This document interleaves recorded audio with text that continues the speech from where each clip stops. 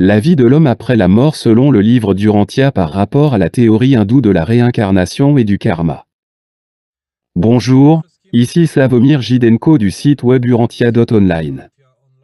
Aujourd'hui, je vais vous parler de la vie de l'homme après la mort selon le livre d'Urantia et la comparer à la théorie hindoue du karma et de la réincarnation, qui est populaire en Occident. Mais avant d'entrer dans le vif du sujet, un bref rappel. La dernière fois, j'ai parlé de ce à quoi ressemble la résurrection humaine selon le livre d'Urantia. J'ai dit que pour qu'une personne soit ressuscitée, 3 éléments sont nécessaires. Le premier est l'ajusteur de pensée, la particule divine qui détient l'enregistrement des expériences et des vécus de l'homme. Le deuxième est l'âme de l'homme, qui est conservée par l'ange gardien et contient les caractéristiques de la personnalité. Le troisième élément essentiel est le corps morontiel.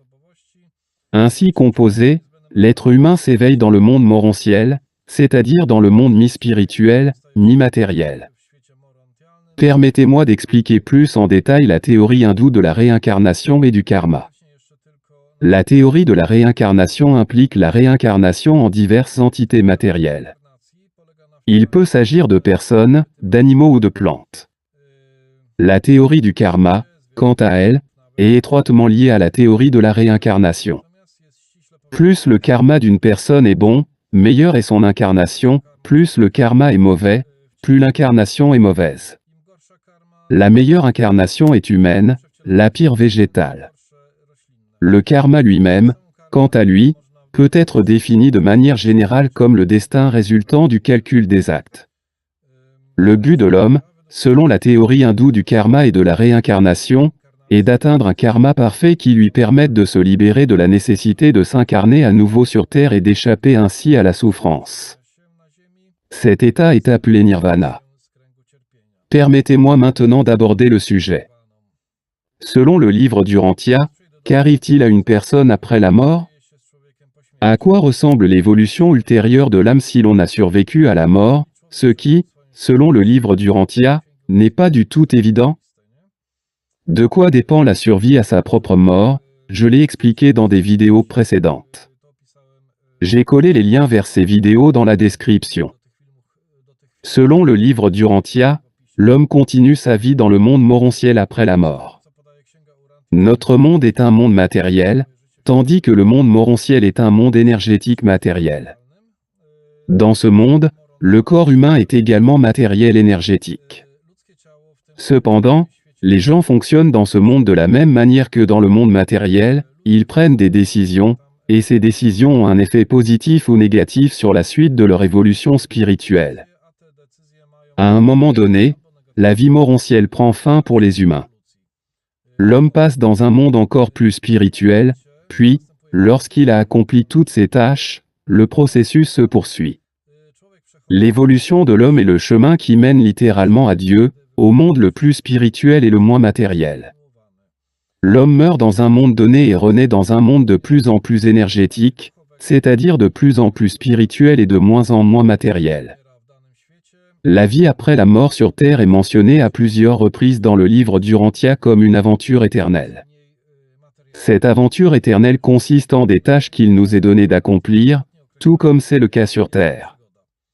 Cela n'en a peut-être pas l'air, mais les problèmes auxquels nous sommes confrontés sur Terre sont nos leçons et nos tâches qui peuvent soit nous élever lorsque nous les gérons, soit nous faire reculer dans notre développement spirituel si nous échouons.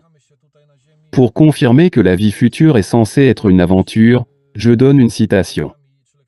Verset 112, 2.7.17. Nous croyons que les mortels fusionnés avec leur ajusteur, ainsi que leurs compagnons finalitaires, sont destinés à fonctionner, d'une façon ou d'une autre, dans l'administration des univers du premier niveau d'espace extérieur. Nous n'avons pas le moindre doute qu'en temps voulu, ces énormes galaxies deviendront des univers habités. Nous sommes également convaincus que, parmi leurs administrateurs, on trouvera les finalitaires paradisiaques dont la nature est la conséquence cosmique de l'interpénétration de la créature et du Créateur. Fin de la citation. Comme on peut le déduire de cette citation, l'existence de l'homme a un but précis et un sens supérieur dans l'univers. Selon le livre d'Urantia, la vie terrestre n'est que la première étape. L'âme humaine est créée sur Terre et n'erre pas d'une création terrestre à l'autre dans le seul but d'atteindre la perfection et d'éviter ainsi de nouvelles souffrances dans le nirvana. Le livre d'Urantia décrit en détail le nombre d'entités spirituelles nécessaires au maintien de la vie. Tout ce qui vit est relié à des entités spirituelles, mais l'âme humaine est unique en ce sens que nous sommes les seuls à pouvoir prendre des décisions de nature morale. Par ces décisions, nous créons nous-mêmes notre âme. Si un être humain meurt trop tôt sur Terre, il achève la création de son âme après sa mort, dans le monde morontiel. Si un animal est capable de prendre des décisions de nature morale, il devient, au sens spirituel, un être humain et crée également une âme survivante après la mort. Les décisions de nature morale sont celles qui ne résultent pas directement de pulsions, d'instincts ou d'émotions, mais de valeurs professées. Ces valeurs peuvent être, par exemple, le sens de la responsabilité vis-à-vis du groupe, la volonté d'aider les plus faibles, le sens de la justice, de l'équité, le respect de l'autre, le respect de tous les êtres vivants dans le monde, etc. Les décisions les plus importantes sont celles qui concernent la relation avec l'autre. Voici une citation du livre d'Urantia sur les origines de la théorie du karma, de la réincarnation et du nirvana. Verset 94, 2.2.3. La concentration indue sur le moi conduisit infailliblement à craindre la perpétuation non évolutionnaire du moi dans un cycle sans fin d'incarnations successives en tant qu'homme, bête ou mauvaise herbe. Parmi toutes les croyances corruptrices susceptibles d'être attachées à ce qui aurait pu être un monothéisme émerge, nulle ne fut plus débilitante que la croyance à la transmigration, la doctrine de la réincarnation de l'âme qui venait du décan dravidien. Cette croyance à un cycle fastidieux et monotone de transmigration répétée enleva aux mortels en lutte leur espoir longtemps chéri de trouver dans la mort la délivrance et l'avancement spirituel qui avait fait partie de la foi védique primitive. Fin de citation. Jésus, au cours de son travail au Moyen-Orient, a également rencontré une croyance au karma et à la réincarnation qui était vivante dans cette région. Voici la citation. Verset 164, 2.3.4.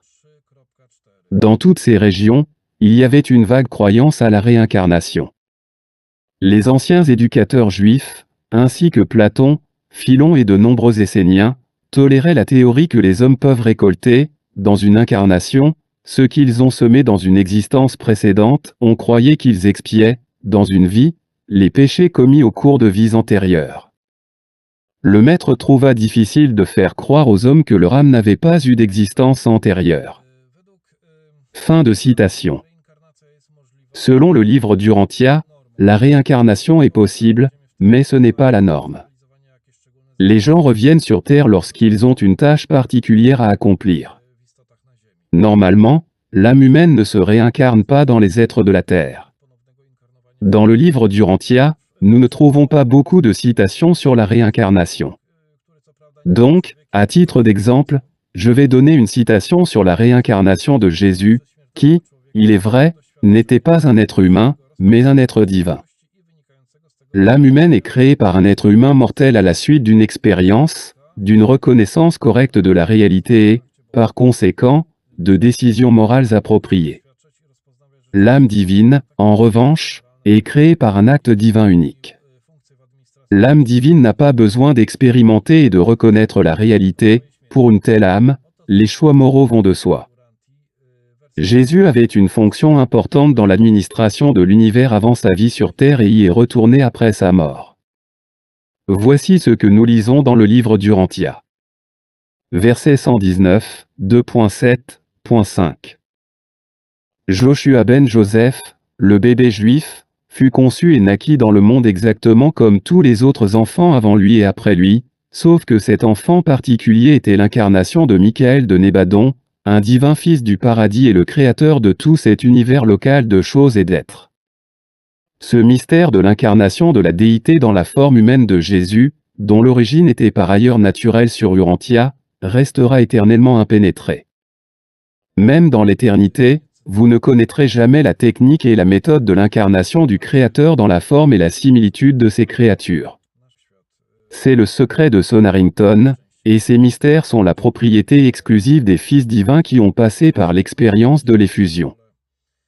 Fin de citation. Quelle chance nous avons eue de voir une telle personnalité visiter la terre, n'est-ce pas? En passant, notez la dérive du christianisme, et du catholicisme en particulier. Jésus est devenu tellement sacré qu'il n'a pas pu être simplement conçu. C'est pourquoi son principal commandement, celui de l'amour, est appliqué de manière si sélective par les chrétiens, comme s'il n'existait pas du tout. Je pense en particulier aux guerres et à l'avortement. Comme vous pouvez le constater, la loi hindoue de la réincarnation et l'évolution spirituelle décrite dans le livre d'Urantia ne se ressemblent qu'en ce que la vie éternelle est faite d'étapes, de transformation continue et de recherche de la perfection. La théorie hindoue du karma est plus commune avec le livre d'Urantia. La somme des actes compte à la fois dans la philosophie hindoue et dans le processus évolutif décrit dans le livre d'Urantia.